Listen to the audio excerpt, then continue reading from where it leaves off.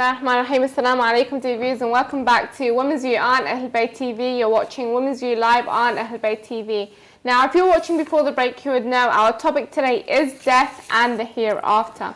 As we said before the break, this topic was inspired by a 17-year-old girl, Zakira Ahmed, who did pass away recently. Today we'll be speaking about death, the whole journey of death, and what happens after death. So stay tuned. It'll be inshallah an in-depth discussion. Just to remind you all that this is a live call-in show, so if you would like to call in with your views or opinions, then please do call in with the number on the screen. We'd love to hear from you. Alternatively, you can email us at womensview@ahlbayt.tv. That's womensview@ahlbayt.tv. Otherwise, you can tweet us at Zahra Alawi or at Ahlbayt TV. So inshallah, I'll be reading some of your comments or emails out during today's show. So I'm your host Zahra Alawi, and today with me is Zakira Shyrose Jaffer Dhalla. Assalamu alaikum. Welcome back. Before the break, we had some callers who did email and call in. One of the callers said, "Can you describe barzakh in more depth?" Inshallah, we'll be speaking about that later on today's show, as you'll be explaining in depth each stage. So inshallah, we'll discuss that later on. So if the caller does stay tuned, inshallah, Zakira Shyrose will discuss the barzakh in more details. Now, as the sister emailed, then she said, she's scared of death. I mean, usually when people mention the word death, it's always a shock. So why is death a shock? I mean, when people mention the word death. It is because we are in a state of denial. When Allah subhanahu wa ta'ala says, Kullu nafsin zaikatul maut, everyone will taste this. And when we get shocked, it is a reflection of our inner state of consciousness. It shows that we're not in tune with the fact that we are about to die at any time. And this is not a morbid way of behaving. It's like a lot of people think, why would I want to think about death all the time? I won't be able to enjoy my moment. The thing is, it's like being always aware that certain things are coming. I mean, when you're a student, you're aware that there'll be a test on a certain date. It is the student who was sleeping all the time and missing all the classes and showing up late and not doing the homework, and suddenly they're like, oh my God, the test is tomorrow. I'm not prepared. And these shocks are there for us to open our eyes, and sometimes this is a blessing from Allah subhanahu wa ta'ala, these shocking deaths that happen. And really, the question comes to mind, why would somebody's death be happening to guide us? It's not their fault that we were misguided and now they have to die to make us remember death. And Allah subhanahu wa ta'ala rewards everyone. And those whose deaths have inspired others to change themselves, they will truly get the reward for that, especially. And I've seen so many people who have witnessed a death in their family, a young friend passing away, a mother passing away, and then they're realizing death can come to my home too.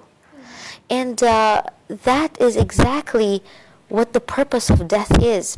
Imam Ali alayhi salam talks about the fact that there is this curtain and we don't see what's beyond it. And he says these deaths are of these people, these dead people become the preacher for you, who calls out to you and tells you about what is on the other side.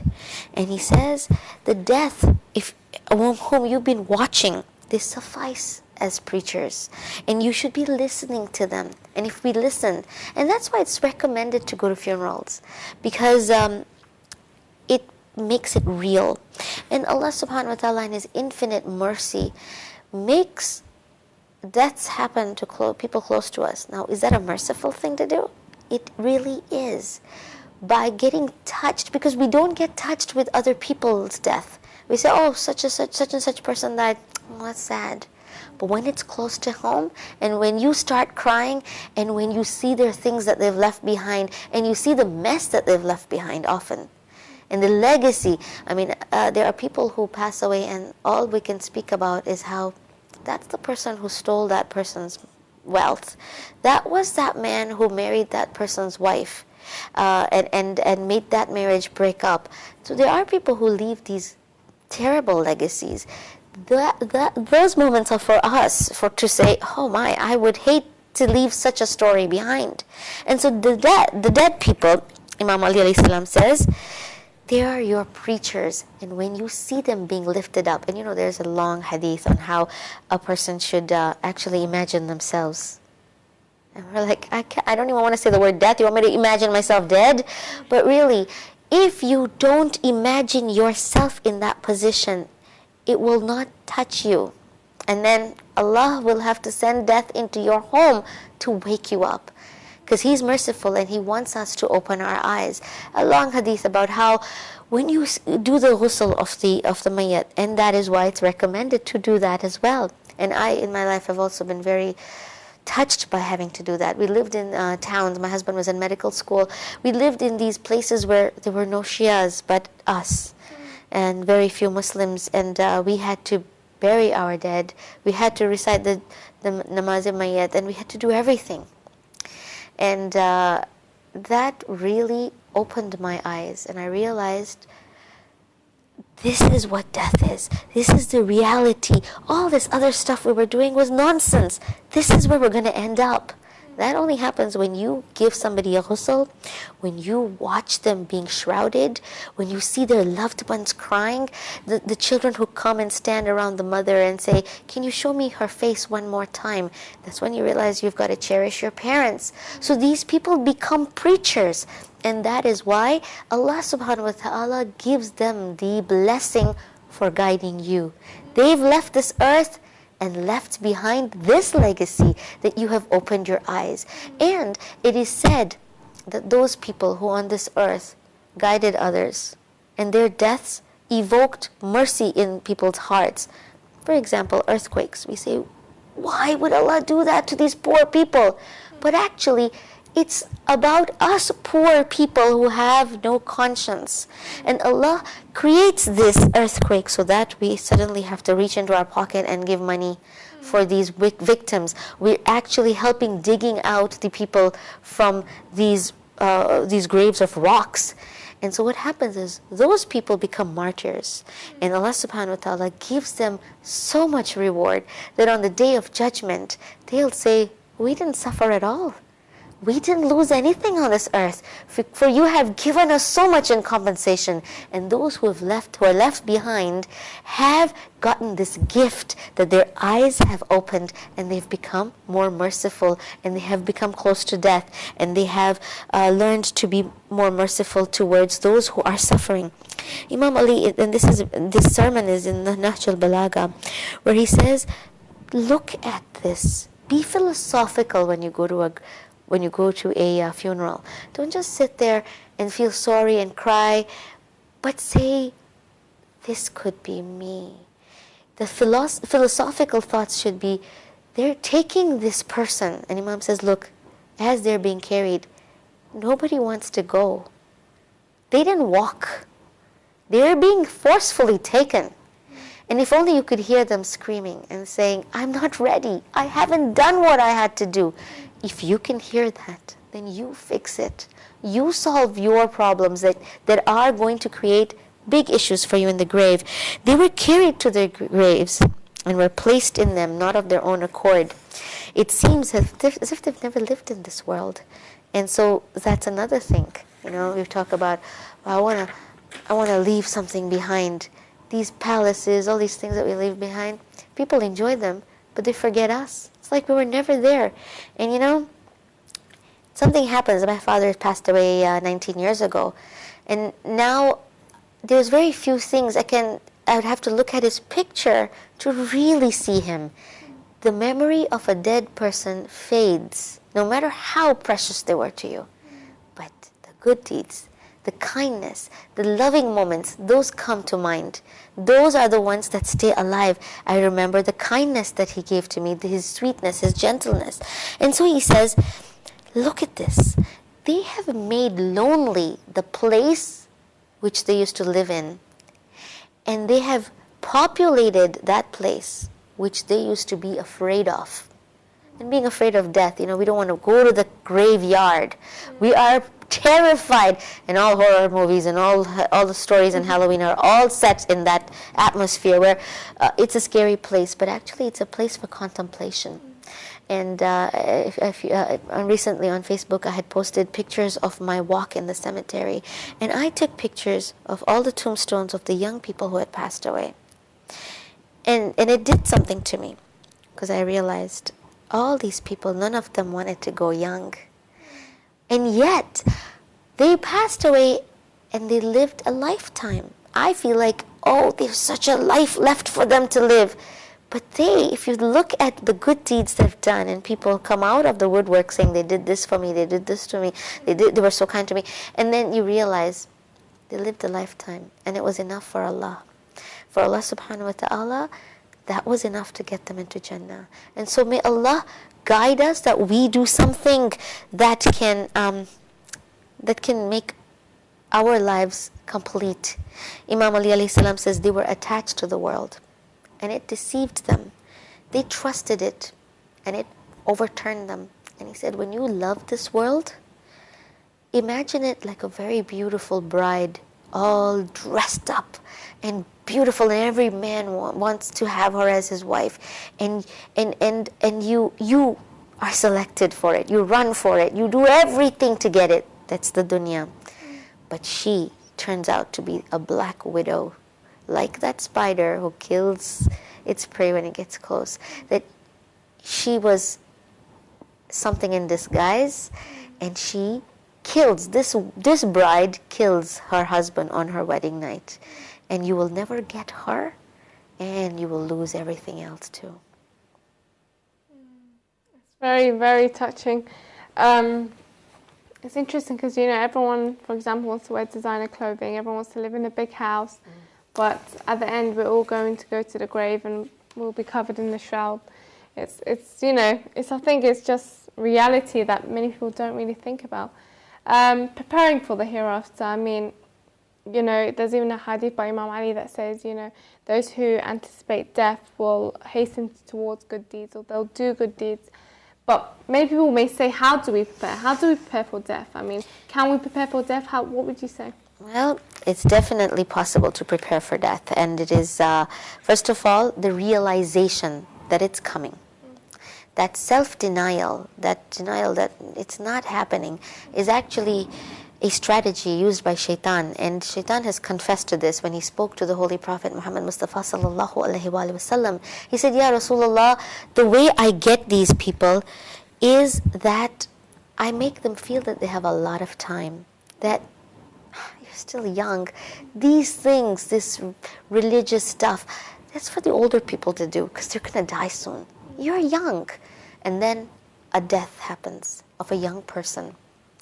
And it is to jolt us all awake that it can happen to any one of us at any time. We're all carrying a pager.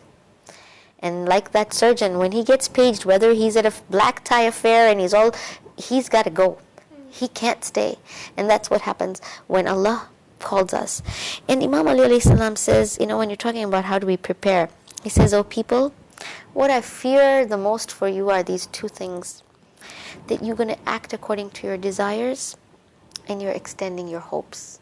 These two things will not let you prepare for death. Doing whatever that feels good. And that especially, somehow we've trained ourselves that the forbidden feels better. It's like, this tastes so good, this must be forbidden.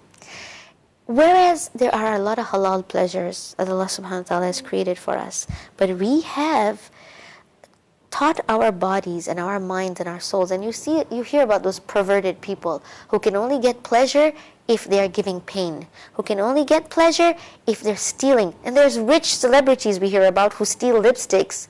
They can afford it, but it gives them a high because I'm doing something wrong. And let us change that. Preparing for death means loving what Allah loves and loving that which is halal for us. Imam Ali alayhi salam says that when you act towards your desires, it prevents you from seeing the truth. And when you extend your hopes, it makes you forget that there's a next world. 10 years from now, I want to be doing this. 20 years from now, I want to be doing this. And it is said that the malaika, the angels, they laugh. They say, if you would, this guy's preparing for a time, he's not even going to be around. And that's why we hear stories of people who said, I'll be doing this, I want to be doing this. And we cry at their funeral. We say, she wanted to do so much, he wanted to do so much. It's not for you to feel sorry for that person. It's for you to feel sorry for yourself and say, I too have a lot of hopes. Are they going to come true? And are my hopes about nonsense? About things that will not help me in the hereafter? It'll just help me for this earth? And that's dangerous. And I need to fix it. You know, when there's a story of the sixth Imam, Imam Jaffer Sadiq alayhi salam, where he met this man who was crying and crying and crying, inconsolable. And Imam asked him, what is the matter that you cry this way? And he says, Ya Imam, haven't you heard? My young son passed away. It's a tragedy, it's a calamity, and nothing will make it better. I will cry and cry until I finish myself, because he was so beautiful, he was this, he was that. And Imam says, when I hear you, I see a bigger tragedy. The tragedy is not that your young son passed away. The tragedy is that you cry for him, whereas you should be crying for yourself. He has gotten something better, inshallah. But you are wasting your time on tears that will not help him or you. The only tears that will help us will be the tears that are for our self-reflection, that will make us say, where am I? Where am I going? What am I doing? And there's much more to be done to prepare ourselves for death. Yeah.